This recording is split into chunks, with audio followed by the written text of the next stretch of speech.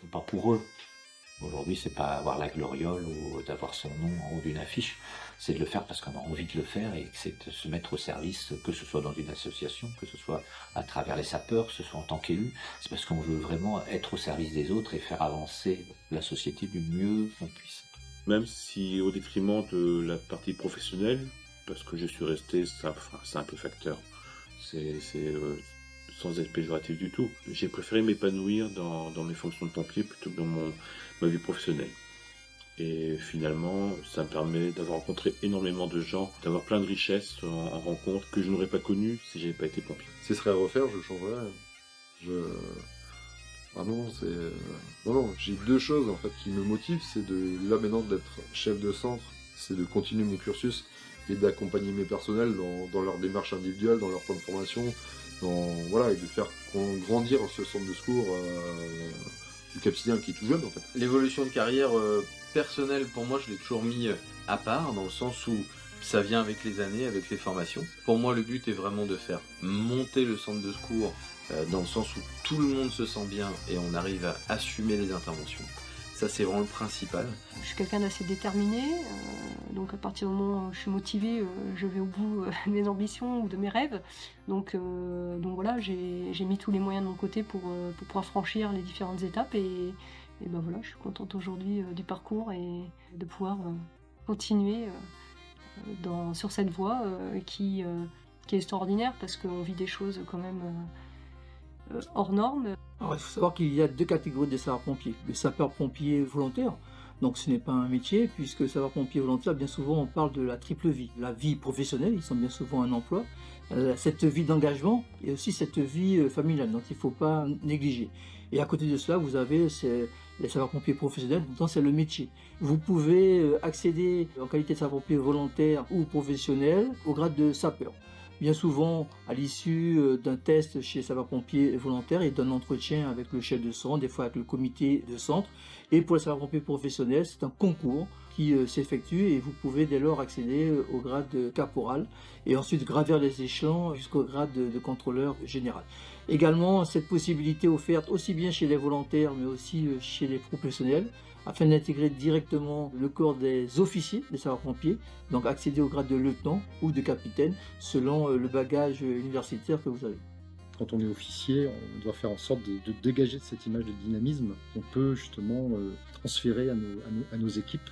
Et c'est aussi le plus dur. Quand vous avez 35 ans, vous êtes jeune et fringant, vous êtes dynamique, vous avez la pêche, et 20 ans après, il faut toujours l'être. Depuis que je suis passé officier, effectivement, je peux vous dire que le nombre d'heures passées au travail, je ne la quantifie pas. La disponibilité qu'on nous demande, elle est aussi un peu mentale, c'est-à-dire que c'est difficile effectivement de couper. À partir du moment où on fait ce métier qui est H24, qui continue, l'activité ne s'arrête pas, et qu'on fait du management, derrière on a donc des hommes et des femmes sous notre responsabilité et on se doit d'être présent et de pouvoir répondre à tout moment. Surtout lorsque j'étais chef de centre, lorsque vous êtes dans des centres de secours volontaires ou mixtes, votre temps passé est assez conséquent. Je m'explique, lorsque vous êtes avec des pompiers volontaires, la journée, ils travaillent. Si vous voulez avoir un contact avec vos personnels, vous devez être présent, lorsqu'ils sont disponibles. Et ils sont disponibles quand?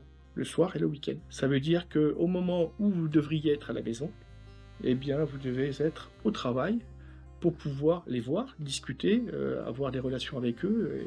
Et donc, c'est à contre-courant. Mais ça fait partie du job. Un directeur m'a dit un jour, dans ta carrière, tu devras toujours avoir 3 thèmes. Ta carrière professionnelle, ton espace personnel et ton espace familial. Il séparait bien la famille du personnel. Mais il a dit, voilà, tu as les 3. Les 3 sont un équilibre à trouver. Tu peux devoir avoir plus de l'un et un peu moins de l'autre, ça peut être une période, mais ça ne peut pas être 2. Tu peux pas sacrifier l'un au profit des 2 autres. À un moment donné, tu te casseras la figure. Et j'ai retenu ce truc-là, et aujourd'hui, avec plus de 20 ans de carrière, 25 ans, etc., il avait raison. Il avait raison. Être sapeur-pompier, c'est un engagement, avant tout.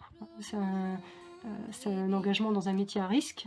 Donc, encore une fois, on sait où on met les pieds. Quand vous partez en opération, il y a toujours une part de risque, donc forcément il y a toujours une inquiétude de la part de votre famille, vos enfants ou votre épouse. Il n'y a aucune opération dans laquelle il y a de la routine, donc ça c'est le premier point. Le deuxième point, c'est la disponibilité aussi importante que cette profession requiert.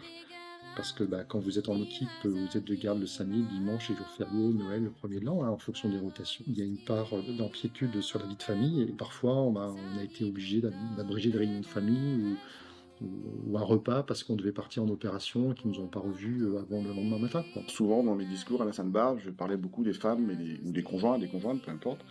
Et je leur tire mon chapeau parce que c'est pas toujours évident. On est un repas de famille, le bépissum, on part, quoi. Puis on nous revoit plus que le lendemain matin à l'effort, quoi. Non, ils sont compréhensifs. Ils sont compréhensifs, ça passe. Enfin, nous, chez nous, ça a très bien passé. J'ai jamais eu de soucis de ce côté-là. Oh, ils sont fiers aussi, je pense. Oui, je pense que le fait qu'on soit tous les deux pompiers, il y a une certaine fierté de leur côté. Ma femme aussi, je pense, quelque part. Mon propos, elle le dit pas, mais. Par contre, je pense qu'ils sont quand même fiers de ce qu'on fait et de ce que notre profession représente.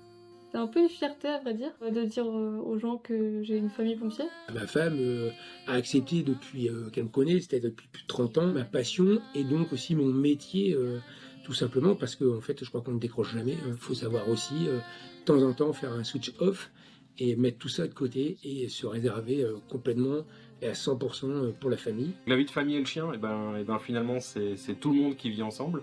Avoir un chien à la maison, c'est aussi un projet familial, puisque la famille est aussi investie que nous, finalement. Ça prend beaucoup de temps et on fait pas des trucs très drôles, quoi. Donc, on essaye de garder que le positif et finalement, c'est ça qui nous tire vers le haut et puis c'est ça qui nous fait avancer. Voilà.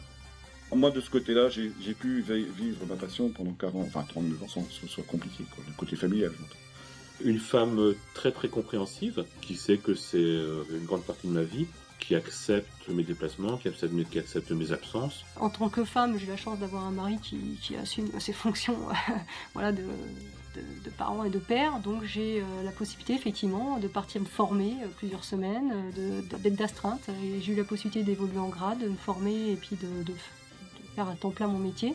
Et puis ma foi, quand on y arrive, on est très bien, quoi. Il n'y a pas de problème. La vie de famille, elle joue une place déterminante dans l'équilibre que nous avons au quotidien, puisque nous avons un métier qui est très engageant, qui demande beaucoup de travail, mais l'équilibre avec la vie de famille est très très important. Moi, je suis papa de 3 enfants qui ont encore besoin que leur papa soit bien présent. Sans cette présence à leur côté, ce serait plus compliqué de manière professionnelle de pouvoir s'épanouir. Donc j'essaye vraiment de garder cet équilibre, vie professionnelle et vie personnelle. Moi j'ai de grands-enfants maintenant. Mon épouse a toujours été dans ce milieu, baignée dans ce milieu. C'était une fille de sapeur-pompier. Donc elle a toujours vécu là-dedans. Ça oblige les familles à avoir une autonomie de vie par rapport au mari qui est pas souvent là. Ça fait plus de 37 ans que je suis marié. Ça se passe très bien parce que on a nos petites habitudes chacun et puis voilà, chacun respecte l'autre, sait comment ça se passe. Alors, je pense que je la concilie bien puisque mes horaires sont en décalé, c'est-à-dire que je fais 12 heures de jour et 2 heures de nuit. Donc quand je suis en 12 heures de jour, je suis 24 heures après avec les miens et quand je suis en 12 heures de nuit, je suis 48 heures après avec les miens également. Donc ça me laisse en fait beaucoup de temps avec mes enfants et mon mari. On va avoir foi dans son métier et moi j'ai toujours la foi jusqu'à ma retraite prochaine.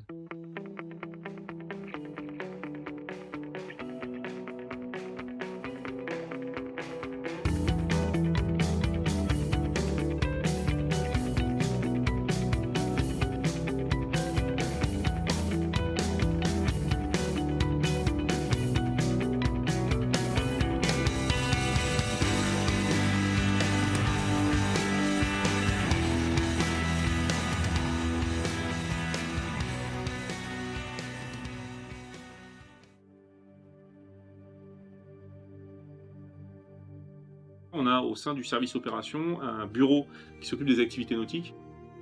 Il faut différencier le SAV, le sauvetage aquatique, et la surveillance des baignades. La surveillance des baignades, c'est une mission qu'on fait en période estivale. Au profit des maires et des établissements publics, on vient assurer la surveillance des baignades sur leur commune. C'est-à-dire qu'un maire se doit d'organiser de la surveillance des baignades dès lors qu'il rend sa commune ou sa plage attractive. Il a la main pour l'organiser en direct, passer par un prestataire, qui peut être soit nous, soit la SNSM, soit les CRS, soit une association. Notre mission, c'est d'assurer durant toute la phase d'été la sécurité des baigneurs, la sécurité des personnes qui font des activités nautiques depuis la plage et assurer les premiers soins également pour les personnes qui sont sur la plage. Avec différents sauveteurs, le surveillant de l'âme avec son matériel de sauvetage. Après, il y a le personnel sur la chaise qui surveille l'ensemble de la zone de baignade également. Le chef de poste qui se trouve sur le poste, le doit surveiller. C'est en fait, au-delà d'une mission qui dure 2 mois l'été, c'est une mission qui dure l'année.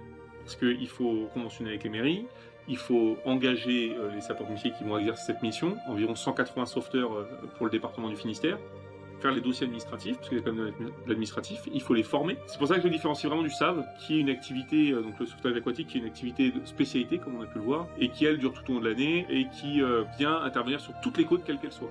Contrairement à l'activité surveillance de baignade, qui est vraiment sur des plages identifiées lors des périodes estivales.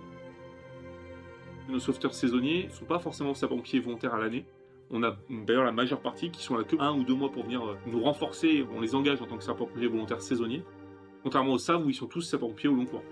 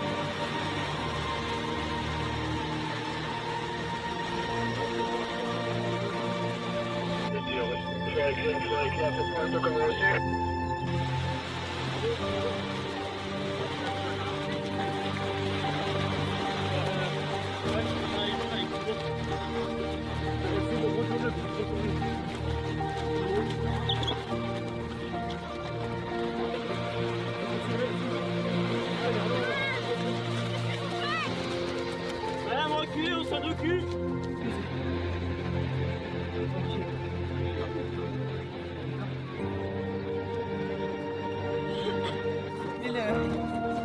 Mais le DAE. Je l'ai mis. C'est vu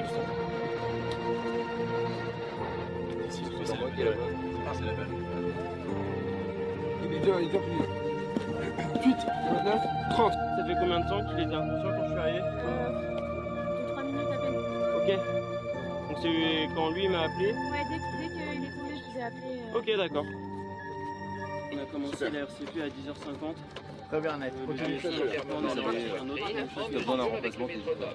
D'accord, reviens-toi à l'instant. Ok, ça marche. Salut Anne-Soké. Niveau tournon 2, t'es bien là? Ouais, on a confirmation que le secours arrive, d'accord. Si vous voulez, on prend le relais, on vous remplace. Non, on j'ai On a même un pas. club de nage en eau libre, c'est ça? Non, Non, mais on est en vacances ici. Et il est tombé dans le trou et je sais pas si lui arrive, ça lui est jamais arrivé, des trucs comme ça. On va vous rattraper au poste, si vous voulez, vous venez avec nous. D'accord. Beaucoup des jeunes qui ont entre 18 à 23 ans, qui sont nageurs sauveteurs sur des plages, découvrent le secourisme, le secours en mer, et donc du coup, à l'issue, intègrent les centres de secours. On est à peu près sur 10%. Juste avant ça, pour Max qui est arrivé en sauveteur paddle, là, il a très bien fait la mise en place de la victime sur le paddle, mais il y avait quand même une personne à côté, dans l'eau aussi, quoi. Ouais, et attention à ça aussi, d'accord? Pas se barrer avec la victime et laisser en place la personne qui l'accompagnait. C'est elle qui a alerté les secours quand même, qui a crié au secours. Puis la question, comment elle va la personne? Si besoin, effectivement on met la victime sur le paddle. On dit à la personne qui est à côté qui doit être un peu en panique quand même, soit de rester à côté du paddle, de s'accrocher. Et là on demande de l'aide à ses copains sur le bord de plage, quoi, pour venir sécuriser et accompagner la personne qui reste à l'eau. On l'a un peu oublié cette personne-là, d'accord? Il ne faut pas l'oublier. Sur les postes de secours qui sont gérés par le SDIS 29, l'action au niveau des secours nautiques se fait sur 2 temps. Les nageurs sauveteurs vont venir faire une surveillance et une action, c'est une baignade ou un jeune qui pourrait partir sur une bouée au large. Ils vont venir intervenir directement en se mettant à l'eau avec leur paddle ou leur fric. Et si l'intervention est au-delà de la zone des 300 mètres, qui est leur limite de compétence, on arrive sur un secours nautique. Au-delà, on arrive dans les compétences du cross, et là, effectivement, c'est le cross qui prend la main et qui dirige l'ensemble des secours. Dans la réalité, même si le bateau qui dérive ou la personne qui est en difficulté est au-delà des 300 mètres, bien sûr qu'ils vont y aller, bien sûr qu'ils vont aller jusqu'à 100, 400, 500, 600 mètres. Mais après, il y a un moment, effectivement, il va falloir qu'ils passent la main à d'autres entités, notamment les crosses, qui vont envoyer notamment les sauveteurs côtiers qui vont aller avec leur bateau, puisque ça dépasse les compétences des sereins de baignade. C'est vraiment la proximité de la plage qui les intéresse.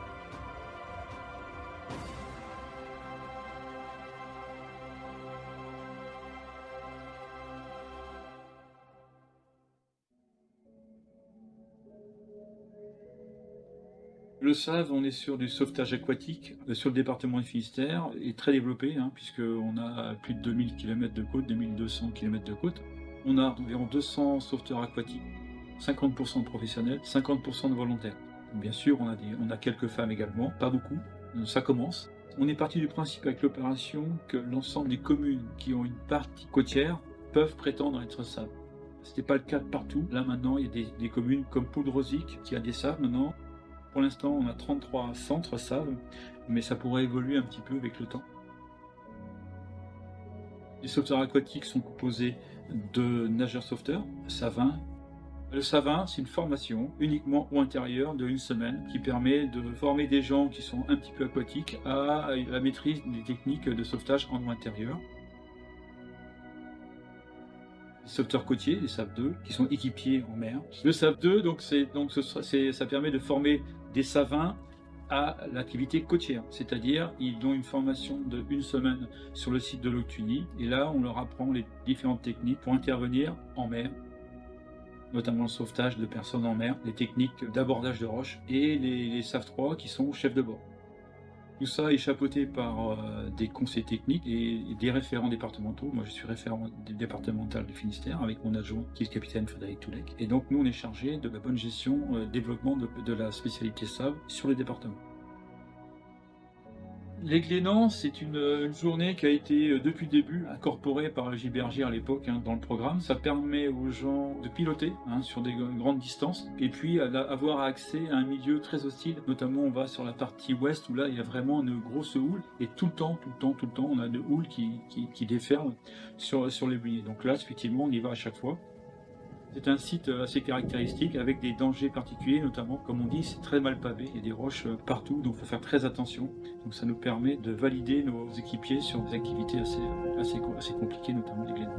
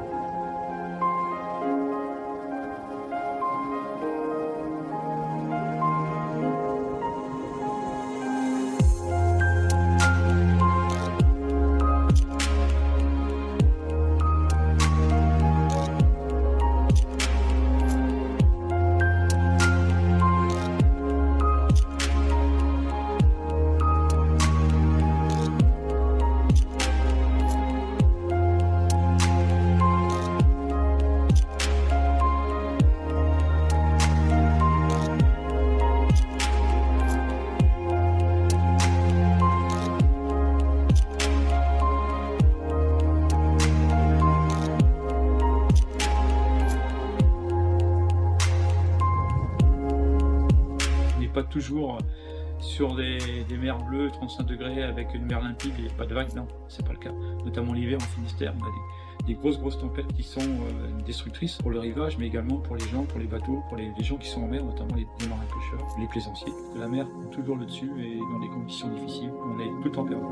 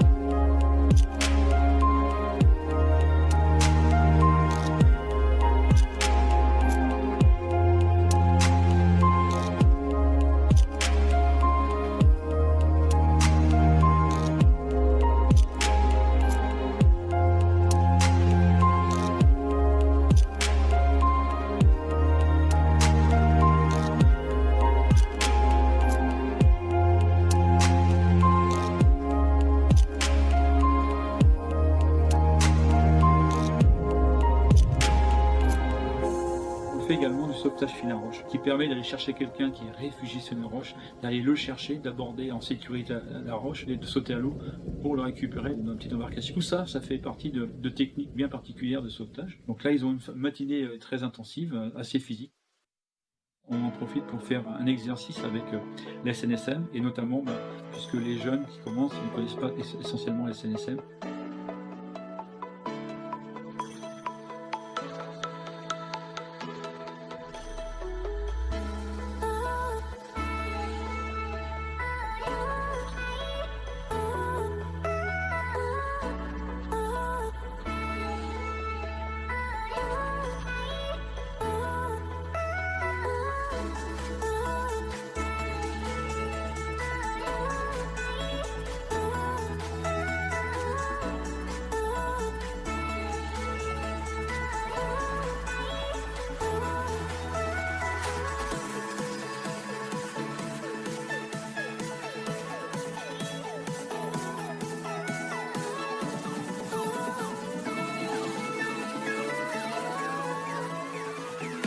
Franchement, les stages nautiques, les gens apprécient et en ressortent grandis, fatigués, hein, ça c'est clair, hein, ils sont lessivés au bout d'une semaine ou 15 jours, mais ils en ressortent avec beaucoup de connaissances. Ce serait trop beau, effectivement, de passer sa vie sur l'eau et d'avoir une activité qui plaît énormément. Non, on est polyvalent, hein, comme tous les sapeurs-pompiers. On fait tout le reste, hein, de l'activité, l'incendie, le secours à personne. Et en plus, ça c'est une spécialité. Pour être sauveteur côtier, on ne doit avoir aucune restriction médicale. Il faut être vraiment impeccable au niveau de la visite avec le médecin. Ça, c'est un critère déjà. Sur le département, on doit faire 250 interventions annuelles, qui comprend 60% environ du sauvetage à personne, assistance à personne, du sauvetage des biens, effectivement, des bateaux, et également sauvetage d'animaux. Une petite partie, environ une dizaine de pourcents, c'est tout ce qui est pollution, les choses particulières qu'on fait également en tant que sauvetage côtier. On intervient aussi bien en eau intérieure avec des moyens un peu plus spécifiques, c'est-à-dire les BRS avec des moteurs hydrogène, et en mer avec des BLS. On a 27 BLS sur le département qui interviennent à la demande du CROSS en mer.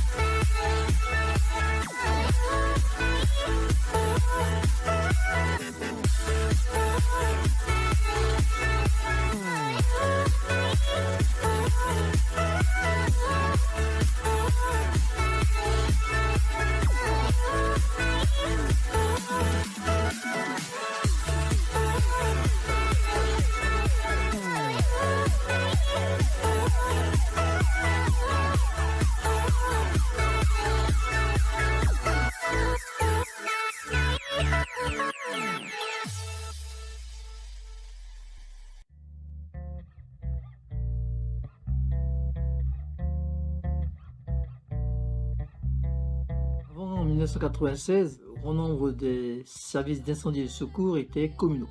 Ce sont des services communaux, donc je dirais le patron était le maire. Je me rappelle à l'époque, le maire déjà devoir calculer l'évacuation des sapeurs-pompiers volontaires avec la liste des interventions. Lorsqu'on a été départementalisé en 2000, les centres de secours qui existaient, ils étaient présents. Ils sont toujours là. Donc aujourd'hui, tout doucement, on a une optimisation et je dirais une efficience qui est faite où certains centres de secours, lorsqu'on a certains centres de secours, c'est notamment le cas dans le sud du département, lorsqu'ils sont reconstruits, on fusionne 2 ou 3 casernes ensemble. Voilà. Le centre de secours de Cizin, c'est la fusion de Pont-Croix et d'Audernes. Parce que inutile d'avoir 2 centres séparés par 3 km. Autant en mettre un à peu près bien positionné, qui va couvrir avec les 2 équipes la totalité des risques sur le secteur. Donc ça vient tout doucement.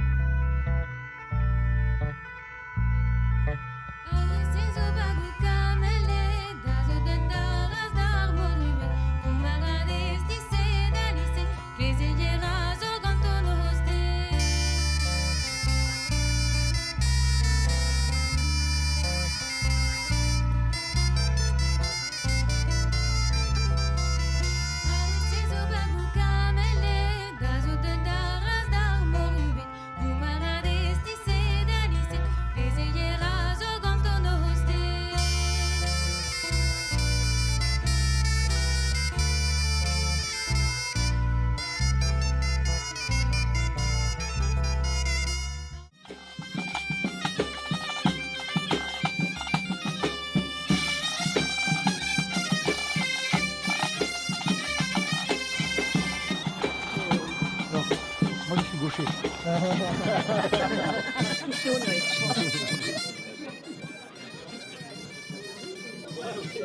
Je suis chef de centre du Cap-Sizun depuis 2022, date de la création en fait, du centre de secours de Cap-Sizun qui auparavant réunissait le centre de secours d'Audierne et de Pont-Croix. Auparavant, j'étais chef de centre d'Audierne depuis 2018 en ayant été adjoint à partir de 2011. Cette même année, vous êtes promu officier au grade de lieutenant après avoir suivi une formation à l'École nationale supérieure des officiers du sapeurs-pompiers à Aix.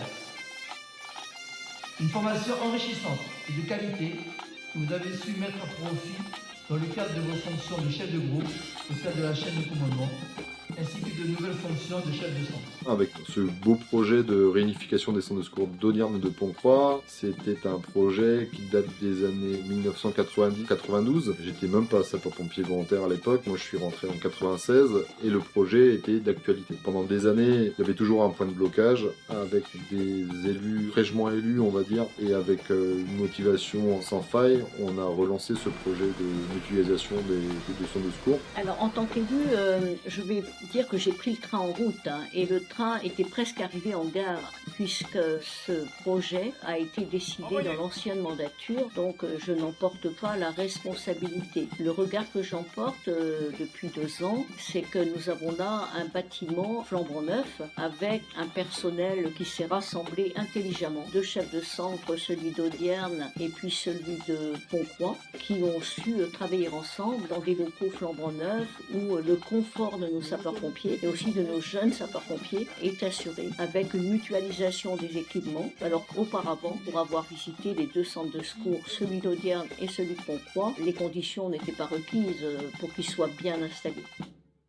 N'importe où nous sommes dans le département, peu importe ce qui arrive, on sait, grâce à cette départementalisation, qu'un véhicule pourra être armé pour venir au secours de la population.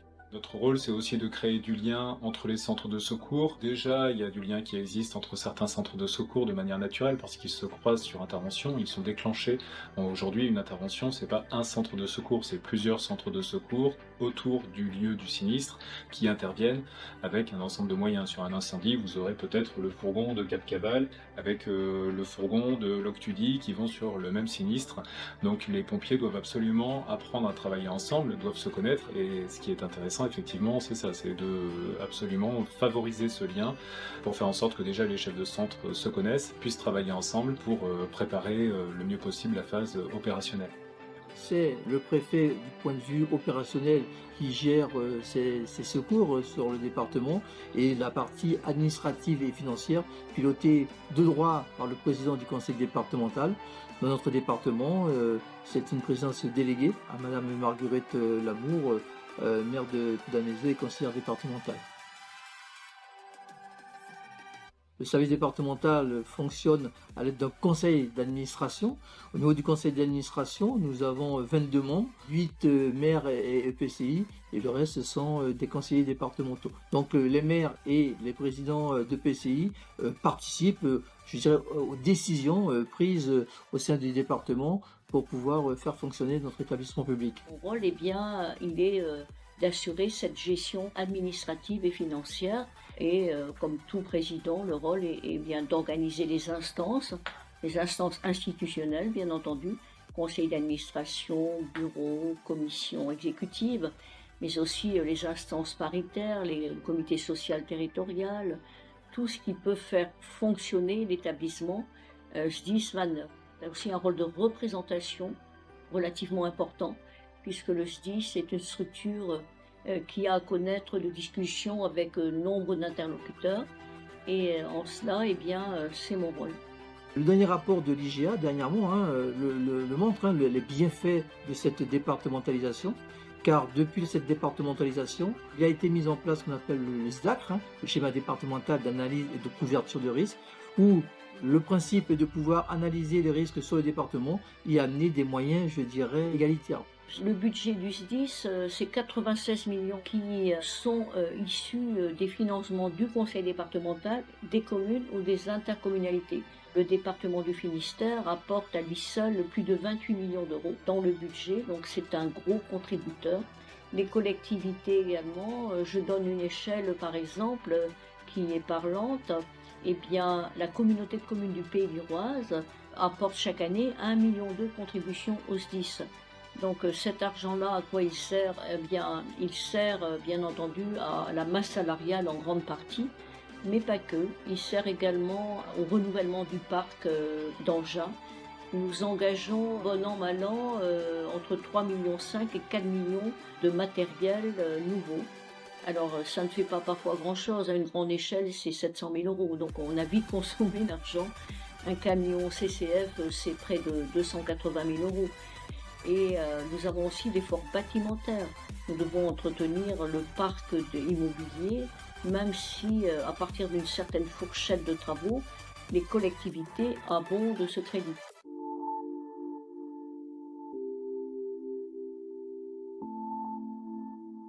Chaque département a son propre maillage. On peut retrouver des maillages similaires, voire identiques dans d'autres départements, mais on peut aussi retrouver des maillages totalement différents.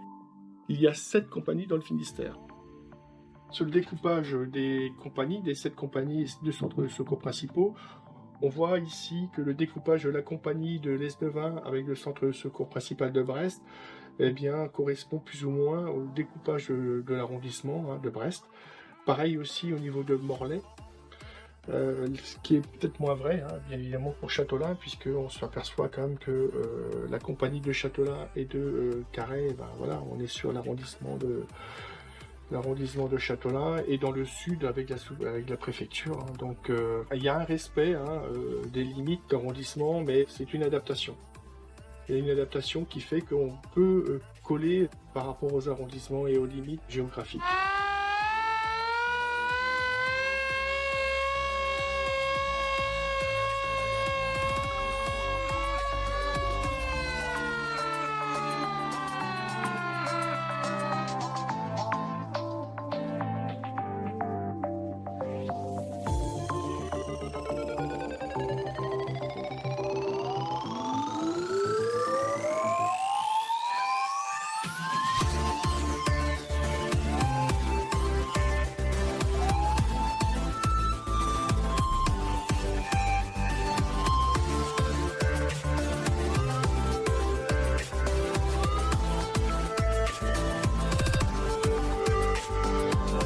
Ce maillage est appelé pôle territorial, dans lequel nous retrouvons donc un encadrement du pôle territorial, ensuite un encadrement au niveau des compagnies et des centres de secours principaux. La compagnie permet d'avoir une proximité avec les centres de secours, avec les chefs de centre. L'objectif final, c'est de pouvoir soulager au maximum les centres de secours et les chefs de centre et leurs adjoints, donc l'équipe d'encadrement, des tâches administratives. Je suis commandante de la compagnie de Châteaulin. Sous mon commandement, j'ai 6 centres de secours qui s'étalent depuis la presqu'île de Crozon avec Camaret et Crozon. Ensuite, Châteaulin, le siège de la compagnie. J'ai également les centres Dufou, Plébin, Briec.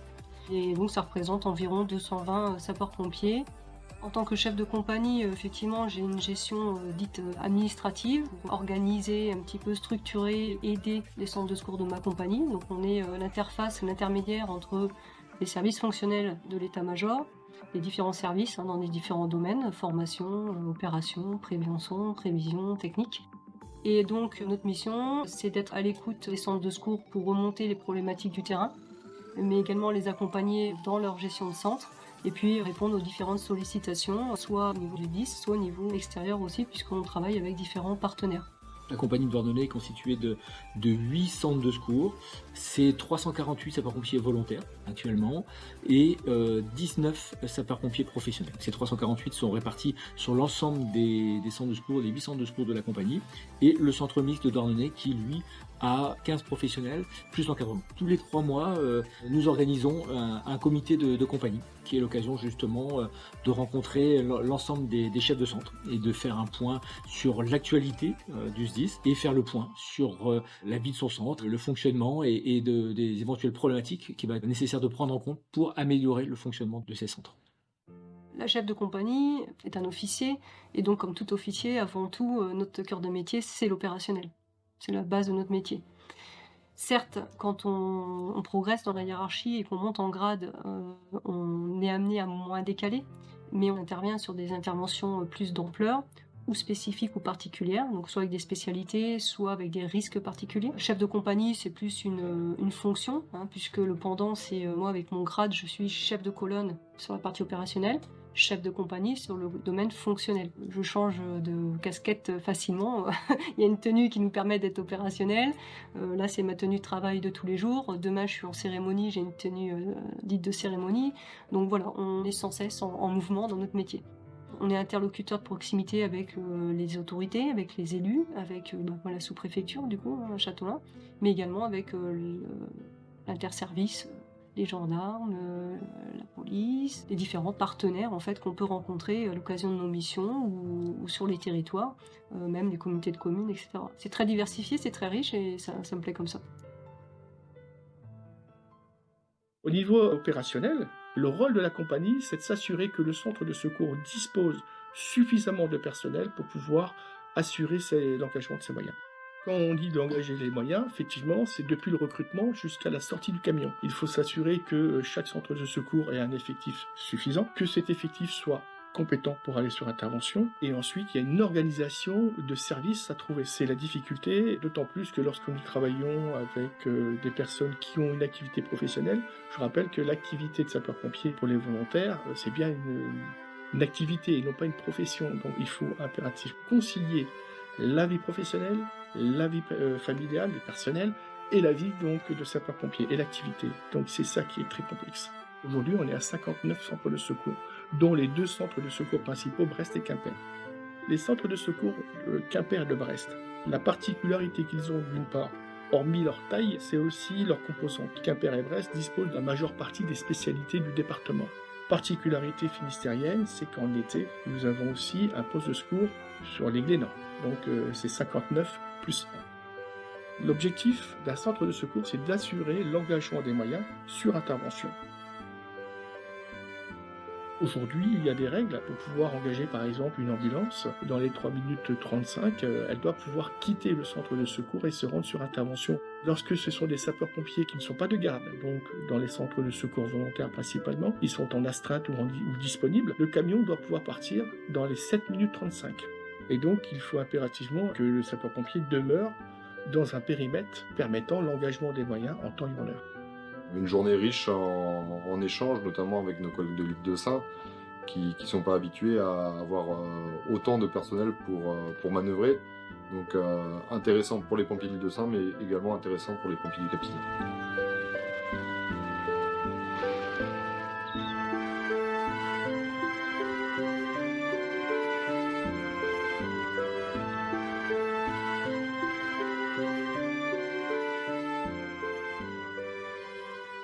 Un poste qui est excentré du continent, avec des moyens qui sont amoindris. Et donc c'est pour ça que sur l'île actuellement il y a peu de sapeurs-pompiers, mais on a la chance d'avoir Laetitia Macias, donc qui est médecin commandant sur l'île, donc qui est la médecin de l'île, et qui a également une casquette de médecin de sapeur-pompier, et qui intervient auprès des DSP de l'île au quotidien. 32 ans, ouais. Ça commence à faire, hein. Ça fait une jolie carrière, hein. Ah oui, je suis contente, ouais. Oui, il reste pas très Plein de souvenirs, plein d'émotions, plein d'interventions qui te marquent à vie, en fait. C'est magnifique.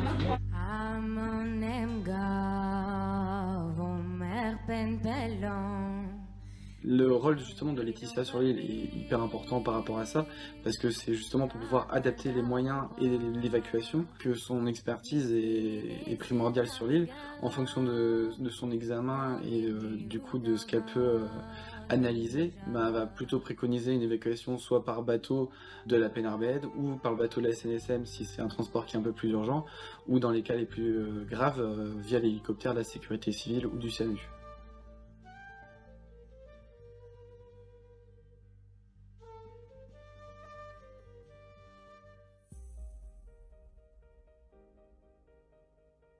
Le Code général des collectivités territoriales stipule dans ses premiers articles les missions du SDIS. La première des missions du SDIS, c'est la prévention des risques. Grosso modo, ça veut dire quoi? Un SDIS fonctionne de 3 manières. Avant l'intervention, pendant l'intervention, après l'intervention. Pendant l'intervention, L'intervention est partie, ça y est, donc il faut engager des moyens, voir si les moyens sont suffisants, traiter le sinistre et y mettre fin. Après l'intervention, c'est le retour d'expérience. Qu'est-ce qui a été, qu'est-ce qui n'a pas été, qu'est-ce qu'on peut améliorer. On a le schéma départemental d'analyse et de couverture des risques qui est aussi là-dessus. La prévention, c'est tout ce qu'il y a avant l'intervention. C'est-à-dire faire en sorte que l'intervention ne démarre pas, n'ait pas lieu. Si jamais elle doit démarrer, c'est être capable de réagir sur certains établissements immédiatement. Les conséquences sur l'opérationnel, alors ça va être surtout sur ce qu'on appelle chez nous les plans ER, plans établissements répertoriés, qui vont définir un échelon de départ. Lorsque l'opérateur reçoit un appel, il sait qu'il a automatiquement l'affichage, il sait qu'il a un plan ER, et automatiquement la machine ne va pas chercher qu'est-ce qu'on doit envoyer. Non, elle va immédiatement afficher les engins envoyés, direct. Et l'opérateur n'a pas à se poser de questions, il envoie.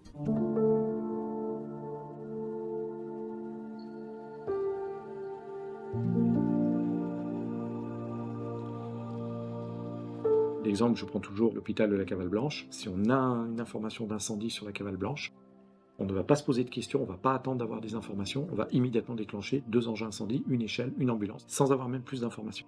Et ce principe de pré-réglage des moyens qui sont envoyés direct se fait également sur les entreprises. Sur un Céveso seuil haut, on va immédiatement déclencher un certain nombre de moyens, voire des moyens spécifiques, sans se poser de questions. De fait, j'ai 4 services, plus un 5e. Les 4 services, donc j'ai un service prévention, qu'on appelle plus généralement au niveau des établissements recevant du public. Ça va du petit magasin jusqu'au centre commercial, avec 50 boutiques, la grande surface, etc. etc. On n'applique pas les mêmes règles de sécurité, même si elles sont basées sur le même principe, mais le niveau de règles de sécurité n'est pas le même. Donc chaque projet est étudié systématiquement. Pour ce faire, on a 2 services, un au sud, un au nord, un à Quimper, un à Brest, qui s'occupent de tous les permis de construire et des visites de sécurité régulières. Le 3e service, c'est la prévision, où là, on s'occupe plus de tout ce qui est industriel. Donc ça va, là aussi, du petit atelier de l'artisan jusqu'à la grosse entreprise Céveso seuil haut. On a pas mal de Céveso qui sont sur le secteur de Brest ou sur le secteur de Châteaulin. 4e service, qui là est plus tourné vers la prévention grand public, c'est l'information préventive. Alors, les sapeurs-pompiers sont d'abord présents pour pouvoir amener les secours. Donc, c'est déjà une grosse partie de ces missions. Au 10-29, on a fait quand même le choix de pouvoir se donner les moyens de participer à cette partie prévention. Et on a choisi la prévention sur les risques domestiques. Puisque les accidents domestiques en France, c'est plus de 500 000 personnes hospitalisées chaque année. Donc c'est un peu plus de 1300 personnes par jour hospitalisées. Et c'est surtout la première cause de mortalité chez les enfants de 1 à 14 ans. C'est 20 000 morts sur les accidents domestiques chaque année. Les premiers gestes de secours sont faits par le public lui-même. Chacun doit être acteur de son secours. Le geste de ne pas laisser une casserole sur le feu n'importe comment avec un manche qui dépasse pour que le bébé puisse le prendre, voilà, c'est des gestes à acquérir. Le fait de couper le gaz quand on part, c'est des gestes à acquérir. Donc il y a tout ce travail qui est fait sur la prévention dans le milieu domestique, la prévention dans les collèges, faire comprendre dans les collèges et les lycées que la sécurité du bâtiment est l'affaire de tous. On ne fait pas n'importe quoi, on ne s'amuse pas avec les extincteurs. Donc c'est tout un travail, j'aurais dit, entre guillemets, d'éducation de la population qui est fait par ce service. Donc nous avons fait le choix de se doter d'un camion qui s'appelle Préventi pour pouvoir bien se rendre dans les écoles, mais aussi dans les expositions, dans les foires, afin de pouvoir porter la bonne parole sur ces accidents domestiques. On a aux alentours de 3500 morts par an sur les routes. On a quasiment 18 000 morts par an sur les accidents domestiques. On n'en parle pas. Le concept a été de dire, plutôt que de faire venir les gens sur place pour être formés dans un centre, etc., pourquoi est-ce qu'on ne ferait pas partir cet outil, le rendre mobile, pour aller vers le public que l'on cible, à savoir les jeunes, les enfants. Et de là, le concept est parti sur un camion qui représente en fait un petit studio. Il y a une chambre, il y a un espace cuisine, salon, une salle de bain. Et ce camion va dans les écoles primaires de tout le département, les écoles publiques et privées, sur une rotation de 5 ans. Pourquoi 5 ans ? Parce qu'un enfant qui commence le CP à une école et qui va au CM2 dans cette même école, il verra le camion à un moment donné. Le discours ensuite est adapté à un CP ou un CM2, bien évidemment, mais le principe est d'apporter cette information préventive, la gestion des risques, comment éviter l'accident domestique, comment éviter le début d'un incendie ou quoi que ce soit, et surtout comment réagir s'il y a un début d'incendie. Simplement en sortant de la pièce et en fermant la porte, le feu reste cloisonné là où il est. Et on gagne une demi-heure à 1 heure. Très souvent, dans un geste de panique, on s'en va, on laisse tout ouvert. Il suffit de fermer la porte et le feu, il trouve moins d'oxygène, il se développe moins, et puis la fumée ne va pas partout, etc., etc. Après, sur la prévention plus réglementaire, là, c'est tout le public qui est impacté. Lorsque les gens vont dans un établissement recevant du public, ils ne se rendent pas compte généralement du niveau de sécurité qui est à l'intérieur. Parce que c'est justement une des textes qui sont faits pour éviter le sinistre. Et lorsqu'on est en visite régulière de sécurité, on fait en sorte que le feu ne prenne pas ou qu'il n'y ait pas d'incident. Et s'il y a un incident, aujourd'hui, il y a très peu de morts. On n'a quasiment pas de morts dans les établissements recevant du public, alors qu'on en a 400 à 500 dans les habitations, tous les ans. De la petite fête jusqu'au gros festival. Nous produisons des avis sur l'organisation des fêtes, des manifestations, sur les permis de construire, sur les visites, etc. etc. Donc cette production, c'est quasiment plus de 4000 avis chaque année sur différentes choses qui sont faites, avec des choses récurrentes. Le festival des Vieilles Charrues, on le voit tous les ans. Les permis de construire, on a toutes les 3 semaines une commission qui étudie tous les permis de construire et nous on propose un avis en termes de sécurité. Et toute cette production qui nous est demandée, qui est traitée et qui ressort en avis est gérée par mon dernier service, le 5e, qui est le service de gestion administrative, qui s'occupe d'enregistrer les demandes, d'être sûr que l'on est dans les délais, parce qu'on a des délais à tenir. Un permis de construire, on a 2 mois pour répondre.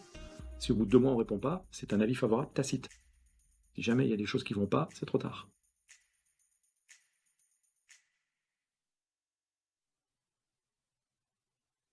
Ah, c'est le Codis. Oui. Allô? Oui. Oui.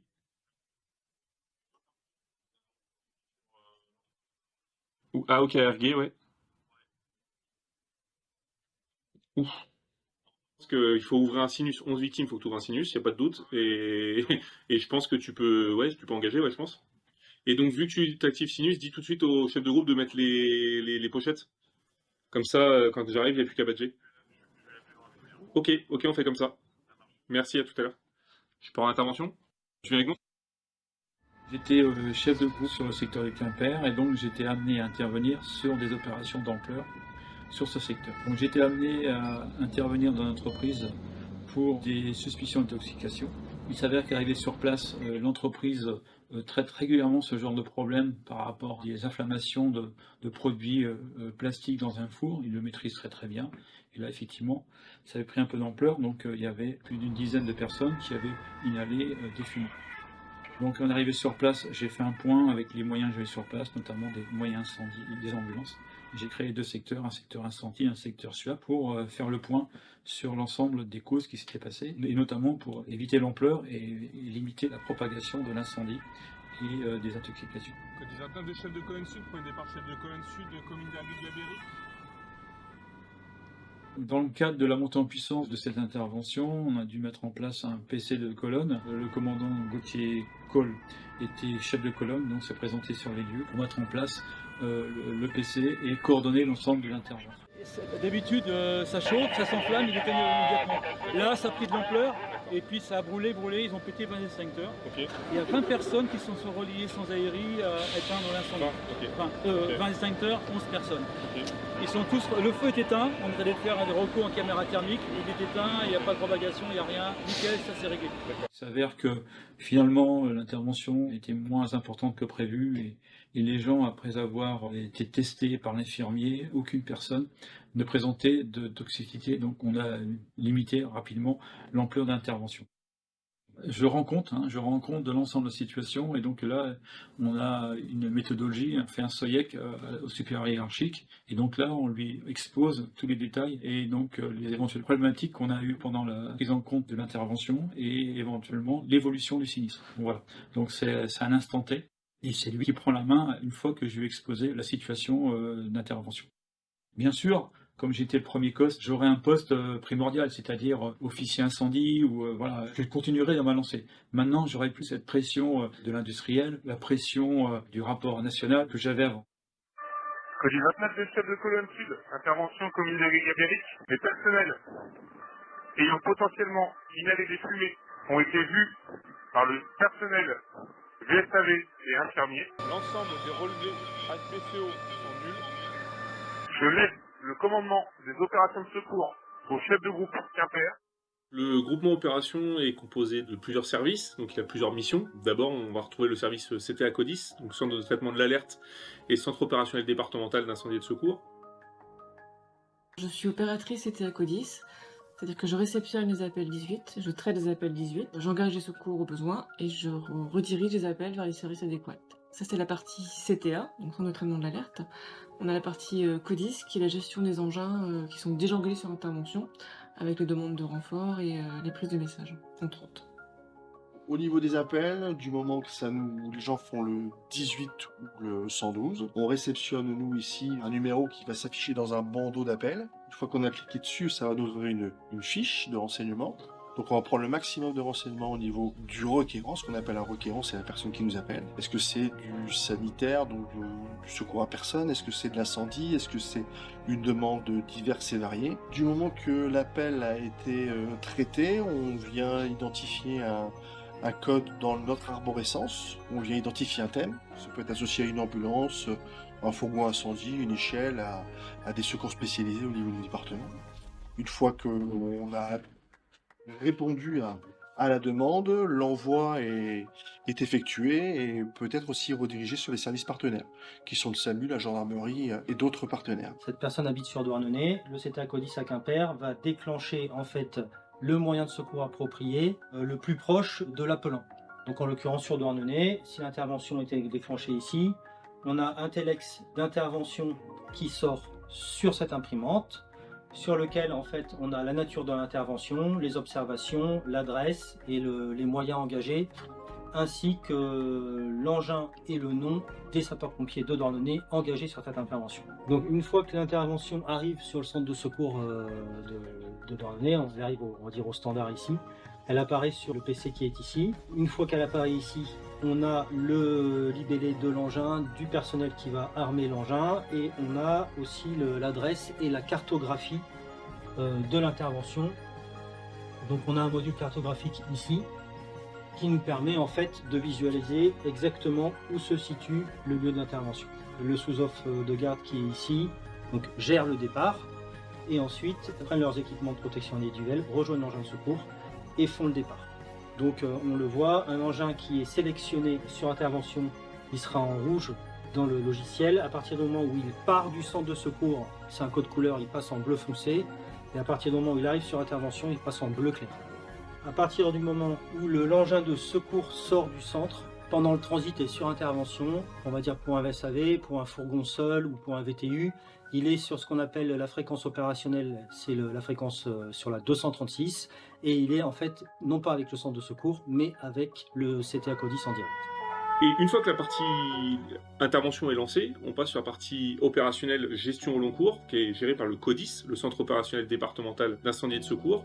Et lui, sa mission, ça va être de prendre les remontées d'informations au fur et à mesure, d'engager des moyens en renfort si nécessaire, ou des services partenaires, encore une fois, en renfort au fur et à mesure, mais également de gérer tout ce qui va être la remontée d'informations, puisqu'aujourd'hui, on est quand même dans une culture de la remontée d'informations non négligeable, et donc il est important qu'on informe nos autorités du SDIS, du service départemental, mais aussi la préfecture, le centre opérationnel zonal et tous les autres acteurs de la sécurité civile. Ce service-là va aussi réceptionner tous les appels radio et les appels par télécommunication au niveau de téléphone, de ce qu'on appelle, nous, des mains courantes. On va venir inscrire sur nos logiciels toutes les demandes, on va venir les frapper informatiquement pour qu'on ait une trace ou ce soit gardé derrière pour nos suivis d'intervention ou pour des aspects juridiques. Et une fois que l'intervention sera clôturée, au niveau de notre écran, au niveau du CODIS, on va recevoir un appel et derrière on viendra cliquer sur un nouvel onglet pour clôturer l'intervention. Toutes ces interventions-là sont gardées au niveau informatique pendant une durée de 30 ans, si jamais on a besoin d'avoir des éléments nécessaires à des côtés juridiques, tout simplement. Il peut s'avérer que la situation n'est pas exactement l'image qu'on en avait parce qu'elle n'est pas forcément décrite ou comprise comme il le fallait. Et il peut aussi s'avérer que l'intervention prend de l'ampleur par rapport à la situation. Si je prends un exemple d'un carambolage, on part pour un carambolage et on sait juste qu'il y a 4 voitures, bon, on va essayer d'adapter, sauf qu'en définitive, dans les 4 voitures, il y avait peut-être 10, 12, 15 personnes, il va falloir les prendre en charge, ces victimes-là. Donc notre réponse, elle est graduée de cette manière-là, c'est-à-dire qu'on a au premier niveau des agrès, donc des engins en fait, c'est le niveau 1. Au niveau 2, on va engager ce qu'on appelle des groupes, donc là, géré par un chef de groupe, et au-dessus, on va travailler donc, ce qu'on appelle en colonne, c'est-à-dire qu'il va gérer plusieurs groupes. Et enfin, un chef de site va gérer plusieurs colonnes. Voilà. Donc on a cette réponse graduée, toujours hiérarchique et pyramidale, mais qui va monter en puissance au fur et à mesure. Pourquoi il est important d'engager suffisamment de moyens, mais pas trop? C'est qu'on peut jamais anticiper ce qui va arriver après. Et que si on met tous nos œufs dans le même panier sur la première intervention, eh bien le risque c'est que derrière on ait une autre intervention et qu'on n'ait plus la réponse adaptée. Donc il faut toujours jauger avec ça, et c'est le travail très complexe du centre de traitement de l'alerte, c'est de dire faut que j'en envoie suffisamment pour répondre aux besoins, mais à la fois pas tout surdimensionner, parce que le risque c'est de dire je me suis découvert et je ne peux plus répondre aux autres besoins qui suivent. C'est pour ça que notre réponse est organisée de la sorte. C'est le premier service. Le deuxième service a en charge tout ce qui va être le retour d'expérience, les analyses des causes des circonstances d'incendie, donc le RCCI, et un petit peu de prospective. Le troisième service est le service SIG, donc système d'information géographique, et ils vont gérer tout ce qui sont nos bases de données métiers, la cartographie, tous ces éléments-là. Et enfin, donc, le dernier service que je gère est le service opération. Notre travail est principalement gérer la doctrine opérationnelle, donc les règles opérationnelles, également tout ce qui va être de chapeauter les unités spécialisées du département, de coordonner les moyens opérationnels en lien avec les territoires, et enfin de gérer tout ce qu'on a appelé l'activité nautique.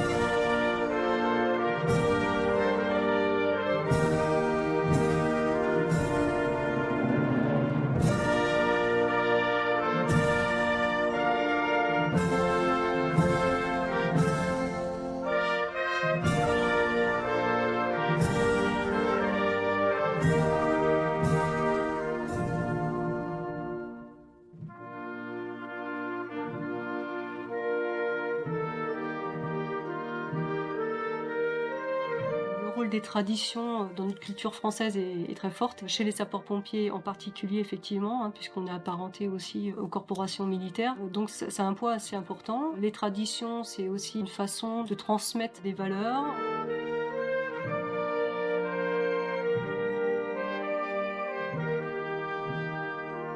De se souvenir, d'honorer les mémoires des gens qui sont disparus, et donc de répercuter pour les jeunes générations d'où on vient.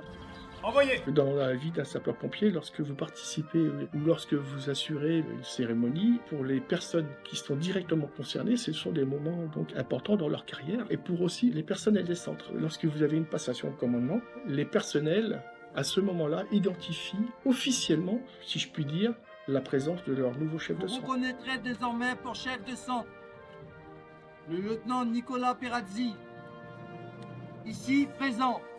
Donc c'est très très important, tant pour l'établissement que pour le centre de secours. Ce côté solennel à recevoir tous ceux du département, tous les élus locaux, toutes les associations qui font que on ressent vraiment une sensation plaisante à recevoir tout le monde dans ce moment qui est certes un peu stressant, mais c'est vraiment le ressenti d'avoir un groupe tous ensemble à ce moment-là, et ça permet d'avoir un départ à la suite de cette cérémonie. Les traditions, ce sont des piliers dans notre société, surtout dans le monde actuel où on est en perte de repères.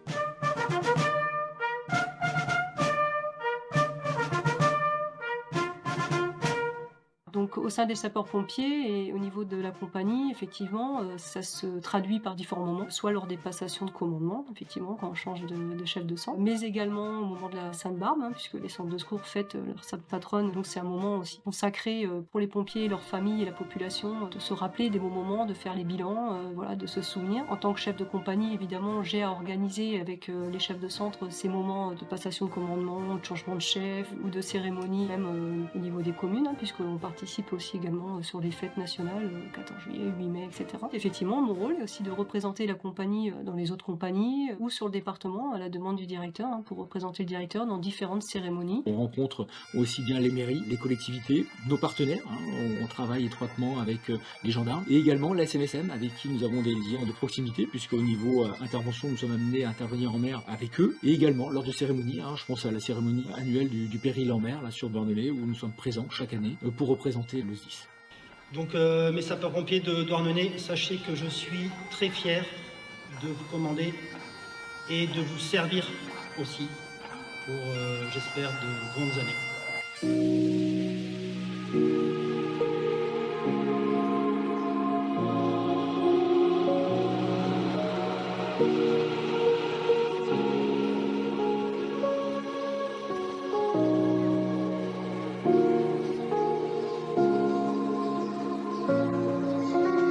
Je crois que c'est vraiment l'aspect humain qui prime avant tout. Il n'y a pas d'aspect de grade sur le poste de chef de centre, il faut vraiment être fédérateur envers les équipes.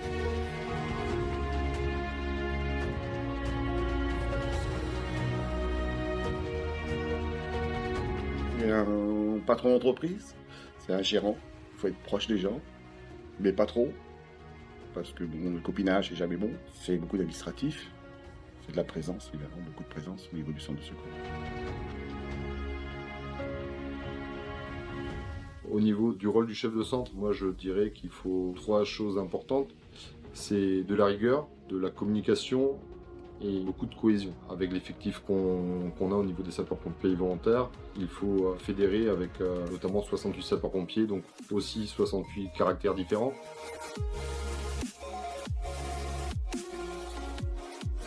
C'est travailler avec, que ce soit avec la direction, que ce soit avec la compagnie, tout ça. Et puis nous, on est là au milieu, et puis il faut qu'on fasse le relais entre tout le monde, quoi. Et que ça se passe pour le mieux du monde. Au quotidien, en fait, il faut être entouré d'une bonne équipe, avoir confiance. Il y a dans les pompiers volontaires comme dans les pompiers professionnels, en fait, il n'y a pas de différence, il y a une strate. Et en fait, cette strate, à partir du moment où tout le monde prend conscience de son rôle, et en fait, il n'y a pas de petit rôle. Et à partir de là, la machine, elle peut se dérouler et tout avance, je ne vais pas dire sans anicroche, mais en tout cas, plus facilement.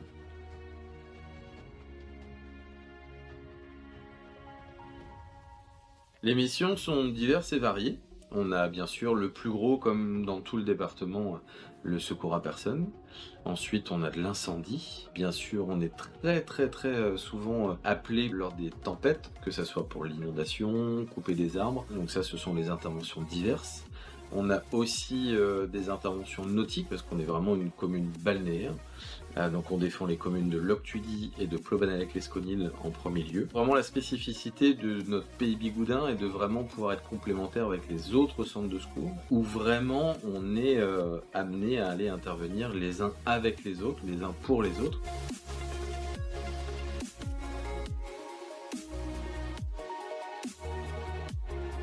Dans notre centre de secours, il y a 4 équipes de garde qui prennent la garde pendant une semaine, du vendredi soir au vendredi soir. Le vendredi soir de 18h à 20h, c'est les prises de garde, vérification du matériel, essai des pompes, et puis vérifier les tronçonneuses, les EPI.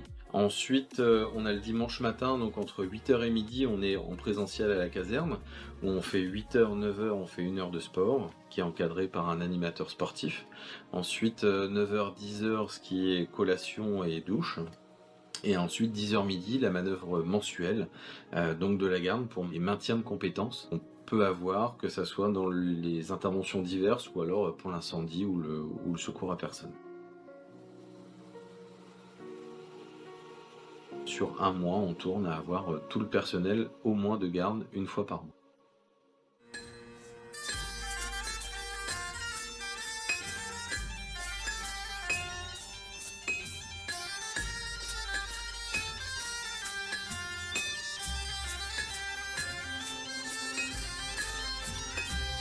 Alors Alors aujourd'hui, le centre est sur la commune et encore aujourd'hui, elle est même sur la commune voisine, hein, parce que le centre de secours est le centre de secours Plovan-Pouldreuzy. L'importance d'avoir un centre de secours sur une commune, je dirais que c'est sur un territoire. Certes, historiquement, il est sur la commune de Pouldreuzy. Ça fait un peu plus de 85 ans, je crois, que le centre de secours est sur la commune, mais ils interviennent pour un territoire et pas que pour la commune. C'est un service public de proximité. Parti de zéro, nous, parce que moi, quand j'ai commencé il y a 40 ans, on n'avait rien du tout. On était dans un garage. Mais non, je suis arrivé à mon deuxième centre de secours. J'ai commencé, on était 11, on est 30 maintenant. Moi et mon adjoint, Guy, on est parti de rien, donc quasiment rien, quoi. On a tout monté, donc c'était pour nous, c'était un plaisir de mettre tout ça en place et d'arriver à ce qu'on est arrivé à l'heure d'aujourd'hui. À l'époque, on avait un camion encore quand on pouvait le sortir. Les rôles que peut avoir un élu aujourd'hui, c'est de réquisitionner les services pour venir compléter le service incendie sur de la signalétique, sur de la sécurisation après une tempête par exemple. Aujourd'hui, on met les services techniques de la collectivité en relation avec les pompiers. On est là pour sécuriser les espaces. La deuxième mission d'un élu, c'est d'être présent sur un accident où ce sont des missions même très lourdes, très difficiles, sur lesquelles nous, élus, on n'est pas forcément suffisamment formés, c'est d'aller à la rencontre des familles lorsqu'il y a un drame. Et donc ça, ce sont des missions que nous avons, nous, élus, et on vient en complément du service de secours qui est plus dans le secours, nous on est plus dans l'annonce et dans la sécurisation. La Sainte-Barbe, c'est la patronne des pompiers, donc en fait tous les ans on va organiser une cérémonie dans laquelle on va remettre des grades aux nouveaux promus, les fourragères, et féliciter également le personnel. C'est un moment de mettre à l'honneur les pompiers de notre centre. C'est un moment convivial où les pompiers se retrouvent. Ça se passe en général en deux parties. Il y a la partie cérémonie avec les élus, avec les représentants du SDIS, voire le directeur par moment, voire la présidente. Ça c'est la partie officielle. Et ensuite il y a la partie conviviale où là c'est plus les pompiers qui se retrouvent entre eux et leurs familles. Une soirée conviviale où il y a des fois les élus, certains élus restent avec nous. La cérémonie Sainte-Barbe, c'est ça, quoi. Enfin, chez nous, ça marche comme ça. C'est depuis toute petite. J'ai toujours connu les pompiers, la caserne. Ça s'est fait naturel. Ouais, c'était naturel, Enfin, je voulais être pompier, quoi. J'ai pas... Tu n'as même pas posé de questions. Non, je suis venue te voir et j'ai dit, moi, je veux rentrer chez les pompiers. T'avais 16 ans. Ouais. T'as une ceinture de fierté, c'est sûr. Après, bon, on a caractère fort tous les deux. Donc, c'est pour ça que ça le fait aussi, hein. On s'entend bien. Quand elle part en intervention, je me pose même pas la question. Pour moi, elle va faire son travail, entre guillemets, comme les autres. D'ailleurs, les gens râlent après nous qu'on est fait des repas de famille parce qu'on parle tous les deux. C'est ça qu'ils comprennent rien. Ils comprennent pas notre langage, des fois. Même des fois, on me dit, bon, vous arrêtez un peu là, c'est bon. Ouais. Puis on n'est pas les seuls dans ce cas-là. Ouais, dans le centre, on en a plusieurs. Ouais. Plusieurs couples, entre guillemets, parce qu'on a eu père-fils 2 fois. On a eu père-fille 2 fois. Mère-fils ou mère-fille, on n'a pas eu encore. Peut-être à venir. Peut-être à venir.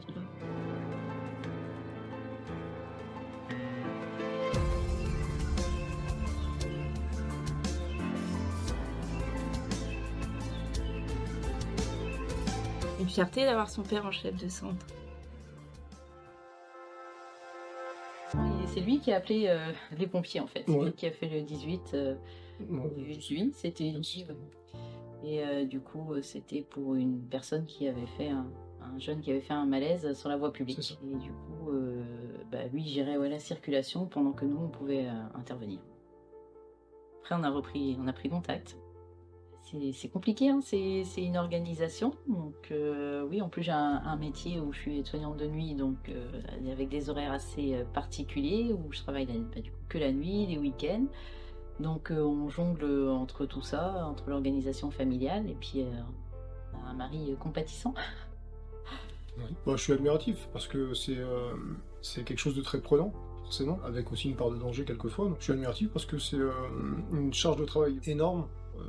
D'autant plus qu'avec les responsabilités qu'elle a maintenant, mais en plus de ce qu'elle fait au quotidien dans son travail d'être soignante, et en plus de gérer les enfants, donc peut être admiratif. Le principe c'est ça, c'est que chacun doit pouvoir faire ce qu'il a besoin de faire, donc c'est une question d'organisation tout simplement. C'est pas toujours évident, c'est sûr, parce que il y a les enfants, il y a tout ça, mais on y arrive. Après, de toute façon, pour que ça fonctionne, il faut une communication et une bonne entente, parce que ça demande, l'un comme l'autre, hein, ça demande beaucoup de temps et de sacrifices, mine de rien, sur la vie personnelle. Si l'un n'est pas d'accord avec l'autre, ça ne peut pas fonctionner. Mais c'est pas forcément simple. C'est pas forcément simple, parce que le peu de temps qu'on pourrait avoir parfois ensemble, bah, on le sacrifie l'un ou l'autre pour, moi pour mon travail, mais elle pour les pompiers, parce que il faut absolument qu'elle puisse exercer aussi, et donc, je peux pas l'en empêcher évidemment, mais du coup c'est au détriment de notre temps passé à deux aussi, quoi. Actuellement, vu que les enfants sont petits, si j'interviens en tant que pompier, c'est que forcément il est de repos et que c'était une journée qu'on avait ensemble et du coup qu'on sacrifie, quoi. Je le savais avant, c'était dans le contrat. C'est ça. Les journées portes ouvertes, c'est très important. On ne pouvait pas le faire sans le soutien des amicales, des sapeurs-pompiers et surtout de nos personnels. Le contact avec la population est très important puisque ça permet de faire connaître nos spécialités. Ça nous permet également de pouvoir habituer finalement nos chiens à la foule, le bruit, la musique, les odeurs de nourriture, tout ce package-là. Les enfants sont très souvent attirés aussi par les sapeurs-pompiers. C'est bien souvent une sortie familiale. On vient avec les enfants pour leur faire voir les différents matériels, monter sur l'échelle, mettre le casque. Bien souvent, ils ont cette possibilité. Dans certains centres d'incendie, il y a des fois des jeux aussi pour les enfants. Pour pouvoir leur montrer en fait cette caserne qui est leur caserne, parce que c'est de l'argent public, c'est à eux qu'elle appartient.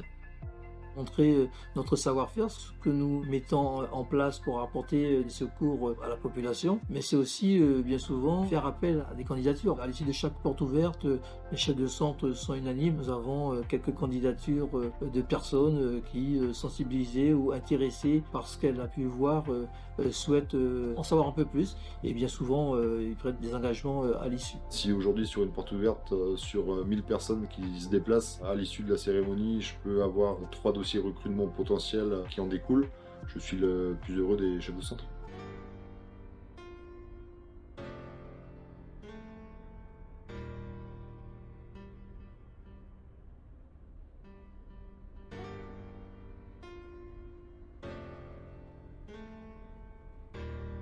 Ne fais pas de soucis pour la réussite. C'est comme un changement. Donc ce sera un nouveau départ, un changement de métier, un changement de rythme, mais c'est pas grave, on s'y fait, et puis surtout on regarde l'avenir avec beaucoup de positif, et c'est ce qui m'amène à souligner 2 points. Le premier, c'est de remercier mon chef de groupement et notre directeur, notamment pour la confiance qu'ils ont pu me donner sur cette dernière année. Et puis ensuite, eh bien, c'est une mise à disposition, comme vous étiez en train de me le souligner. Donc ça signifie que je garde un lien étroit avec le 10-29, et ça fait du bien au moral. Voilà, merci à vous. Il y a une possibilité de mobilité territoriale chez les sapeurs-pompiers, puisque nous avons des centres un peu partout. L'avantage que nous avons dans la profession, c'est de pouvoir tous les 4-5 ans, bien souvent, se relancer, donner un nouveau challenge et de changer, je dirais, de domaine d'activité. Puisque être sapeur-pompier professionnel, notamment, il y avait une étude qui le montrait, c'était de réaliser plus de 100 métiers. Donc vous pouvez être officier de sapeur-pompier, vous occuper de la formation, de la prévention, de la prévision, de l'opération. Donc bien souvent, le sapeur-pompier, quand il rentre en qualité d'officier, durant sa carrière, il va réaliser au moins 5 à 7 mobilités tout au long de sa carrière. Chose que personne ne connaît, donc merci beaucoup, c'est sympa. Je suis profondément attachée à mettre en exergue le volontariat. Pour moi, notre modèle de sécurité civile repose là-dessus. J'ai fait le choix d'accentuer la signature des conventions avec les employeurs. Moi-même, en tant que maire, j'en avais signé une avant d'être présidente du SDIS, car ayant un centre de secours dans ma commune, j'ai toujours été très sensible au fait que les sapeurs-pompiers de Ploudalmézeau, ma commune, puissent intervenir dans de bonnes conditions. Les conventions que nous proposons sont de plusieurs ordres. L'une des conventions, c'est permettre à nos personnels d'aller se former sur leur temps de travail. Lorsque l'on s'engage au service du SDIS, il y a beaucoup de pas à franchir entre le moment où on décide de devenir sapeur-pompier et celui où on pourra monter dans un camion incendie. Il y a bien sûr des formations initiales pour avoir les rudiments du secours, mais après, au fil du temps, pour être chef d'agrès, c'est-à-dire pour être responsable d'une équipe ou chef d'agrès tous engins, quels que soient les engins, il faut se former. Il y a donc cette convention pour se former. Il y a aussi la convention pour arriver en retard au travail. Si je suis sapeur-pompier et que j'ai passé ma nuit à éteindre un feu, peut-être qu'il est raisonnable que je n'aille pas au travail à 9h ou à 8h. Il y a aussi les conventions qui autorisent l'employé à quitter son travail à un moment donné de la journée s'il est appelé. Autre convention, mais celle-là concerne les collectivités. Les communes s'engagent à accueillir les enfants des personnels sapeurs-pompiers gratuitement à la garderie périscolaire et à la cantine. Bien entendu, en échange, les pompiers doivent se mettre disponibles dans l'ordinateur pour sortir en journée.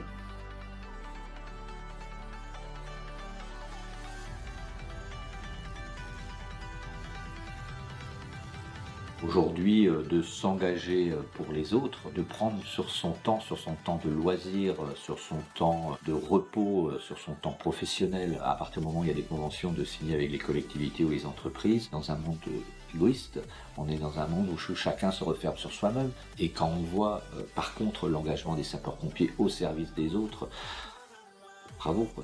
Bravo, et c'est un exemple pour toute la population, et c'est des exemples à montrer dans les écoles, dans les collèges, dans les lycées, de telle manière à ce que l'engagement soit encore plus important.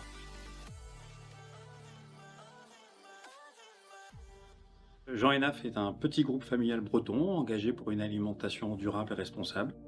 On a été créé en 1907 par mon arrière-grand-père et aujourd'hui on est à peu près 270 personnes, ici à Plourzic et à Rospordin. Moi, j'ai la très forte conviction que les entreprises doivent s'engager dans la cité, que nous devons être un employeur responsable. Alors, qu'est-ce qu'un employeur responsable ? C'est un employeur qui, vis-à-vis de ses salariés, vis-à-vis de ses équipes, regarde un petit peu plus au-delà de la relation de subordination du travail. On se sent à ce titre aussi responsable de l'intention de responsabilité du salarié. C'est-à-dire que si quelqu'un a envie de s'engager dans la cité, d'exercer son devoir de citoyen ou son envie d'être un citoyen engagé, eh ben on l'encourage. Même si tout n'est pas possible, certainement on ne le freine pas. Alors effectivement, la famille Hénaf s'est toujours engagée pour Plourzic, que ce soit Jean Hénaf, qui a été maire, Corentin Hénaf, qui a été maire plus de 35 ans, et Michel Hénaf, qui était pompier volontaire, tout simplement, qui était amateur à la Croix-Rouge pendant des dizaines et des dizaines d'années, je ne compte même plus. Et donc c'était un pilier de cette relation entre l'entreprise, son territoire et les sauveteurs de toute nature de Plourzic et aux grands alentours. Ce qui caractérise l'engagement sapeur-pompier volontaire au sein d'un centre de secours, c'est un engagement territorial. On est vraiment dans un profil un petit peu rural, où le sapeur-pompier volontaire s'inscrit dans une démarche locale, il connaît la population locale, il connaît les voisins, il connaît les élus, il connaît le tissu associatif qui fonctionne sur sa commune et sur son territoire. Il peut y avoir ensuite éventuellement des missions départementales, voire extra-départementales, mais qui sont vraiment à la marge pour les pompiers volontaires. Les pompiers volontaires, ils sont rémunérés pour leur intervention. Enfin, tout ce qui touche l'opérationnel, entre guillemets, dans les centres de secours. La personne qui vient faire l'entretien du véhicule, le ménage de la caserne, tout ça, c'est pris en compte. Bon, ils finissent jamais riches. Une personne qui souhaite devenir sapeur-pompier volontaire va commencer par le grade de sapeur, caporal pour les pompiers professionnels, et il se trouve qu'il aura la possibilité de dérouler une carrière au fur et à mesure de ses formations. Au départ, il y a la formation de base, l'incendie, le secours à personne, l'opération diverse et le secours routier. Ces 4 interventions, c'est le socle de base, et ensuite, chaque sapeur-pompier va pouvoir évoluer au fur et à mesure de sa carrière en grade et en responsabilité. Au départ, il partira peut-être juste comme équipier incendie, de celui qui aide à tenir le porteur de lance incendie, puis devenir le porteur de la lance incendie en question, si je devais caricaturer, puis éventuellement, au fur et à mesure qu'il monte dans les échelons chez les sous-officiers, devenir un chef d'agrès, donc le chef du fourgon incendie, donc les 5-6 personnes qui le composent, voire officier supérieur. Et une vraie possibilité d'évoluer au sein de la structure du SDIS 29.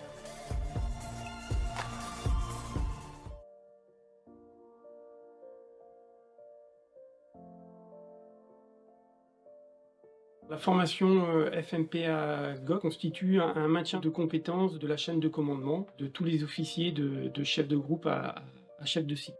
Sur le plateau de réalité virtuelle, on a différents espaces. On a une zone terrain où se déroule le gros de l'intervention, c'est-à-dire que le premier commandant des opérations de secours arrive dans cette zone et commence à donner ses ordres et la direction de l'exercice. Et ensuite, en fonction de la montée en puissance du scénario qu'on a créé, les renforts arrivent et sont dirigés vers les postes qui se trouvent dans 2 boxes différentes. Et chaque intervenant demande à réaliser les actions qu'il souhaite. Et la partie directe, où se trouvent les opérateurs, donc qui ont la main sur l'ensemble du logiciel, déclenche toutes les actions qui sont demandées par les stagiaires. Et ensuite, on a une partie poste de commandement qui est reconstituée dans une pièce, où là, on va retrouver les différents officiers, renseignements, moyens, qui vont gérer l'opération dans la partie PC. C'est une profession où on est constamment en formation, puisque chaque année, nous avons ce qu'on appelle des formations de maintien et de perfectionnement des acquis, des FMPA. Pour certains domaines d'activité, cette formation est obligatoire afin de pouvoir maintenir ce caractère opérationnel. Donc la formation, c'est tout au long de sa carrière, cela afin de pouvoir figurer sur une liste d'aptitudes. Et sur la plupart des domaines d'activité, il existe des listes d'aptitudes chez les sapeurs-pompiers.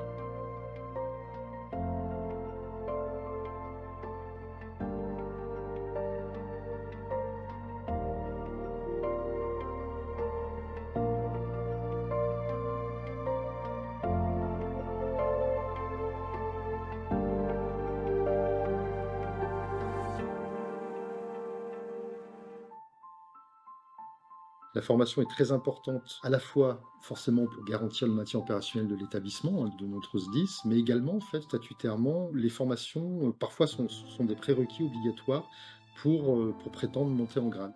Tel niveau de formation, vous pouvez atteindre tel grade et telle fonction opérationnelle. Il y a des enjeux forts au niveau de la formation, puisque, que ce soit concernant les sapeurs-pompiers professionnels ou volontaires, de la formation décline parfois le déroulement de carrière des agents.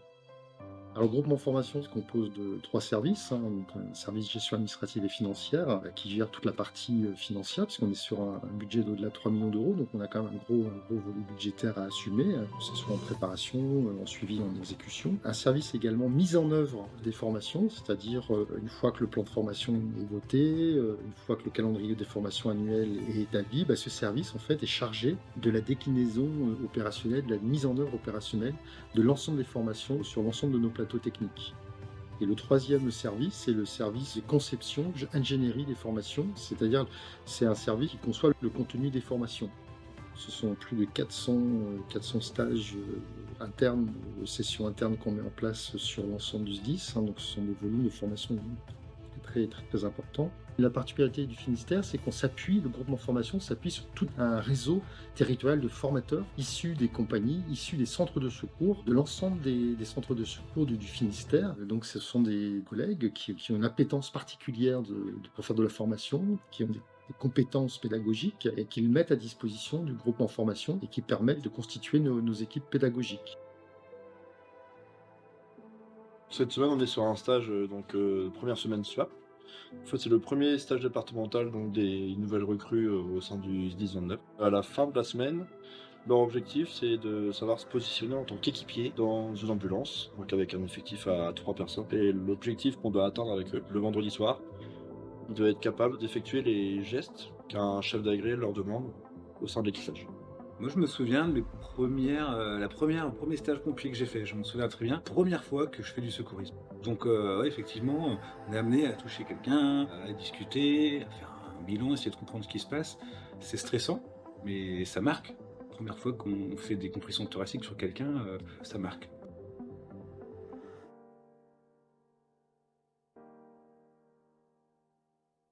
Les JSP, ça existe depuis pas mal de temps. Dans le département, c'est Pont-l'Abbé qui a commencé il y a près de 40 ans maintenant. Ils ont été seuls pendant longtemps. Actuellement, il y a 13 sections dans le département. De plus en plus, ce sont des regroupements de centres, ce qui permet de faire venir des jeunes des différents centres de secours aussi, ce qui est plus facile aussi pour les intégrer par la suite, parce qu'une section, c'est entre 12 et 16 jeunes, et un centre de secours pourrait difficilement absorber une douzaine de jeunes d'un seul coup. Les sapeurs-pompiers sont là entre 13 et 17 ans. Pendant leur cursus, donc sur 4 années, ils ont différents modules à valider. Au bout de la 4e année, ils passent le brevet de jeune sapeur-pompier, qui est un équivalent CAP, avec des formations pompiers qu'ils ont déjà acquises, qui leur permet d'être formés aux 3/4 pour intervenir dans les centres de secours. Tant qu'ils sont mineurs, ils ne seront que stagiaires, mais ceux qui approchent des 18 ans, qui ont 18 ans, peuvent déjà être sapeurs-pompiers volontaires. C'est souvent une première marche parce que beaucoup après passent sapeurs-pompiers professionnels, donc on en retrouve dans le cadre actuellement des lieutenants-colonels, des colonels qui ont été jeunes sapeurs-pompiers, donc c'est vraiment un vivier important. Déjà, c'est avec la famille. Je suis dans le monde des pompiers depuis toute petite. Je pense que je connais plus de pompiers que de personnes de mon âge. C'est aussi l'envie d'aider les autres, de se sentir avec des gens qui pensent comme nous et qui ont les mêmes objectifs de vie. Et ils ont été aussi utiles, beaucoup lors des feux des monts d'arrêt aussi. Ils étaient intergénérationnels avec les réservistes. Ils sont très actifs aussi sur les actions qui portent les mêmes valeurs que celles des sapeurs-pompiers, d'altruisme et puis de don vers l'autre, d'ouverture vers les autres, quoi. Dans les années 2000, fin 2021, dans les années 2020, fin des années 2020, début des années 2021, les personnes, donc on a eu un petit peu de mal à trouver la zone. Tu te rappelles ça? Mais c'est là. C'était là où effectivement, moi. Merci les deux. Donc dans un avenir très proche, pour venir intervenir en CCF, l'obligation d'être FDF sera une obligation. C'est-à-dire que l'ensemble des personnels... Une obligation qui est une obligation. J'ai dit obligation qui est une obligation. Alors, je vais reprendre. Là, je te taquine. Non, mais... Tu peux me donner... Et ça va m'embêter. Si je vois qu'il y a deux termes qui se répètent, ça va m'embêter. Parce que mon œuvre en Je savais que je t'y parlais. C'est pas dit que j'étais off. T'es jamais off. Si, ça arrive. Ah oui.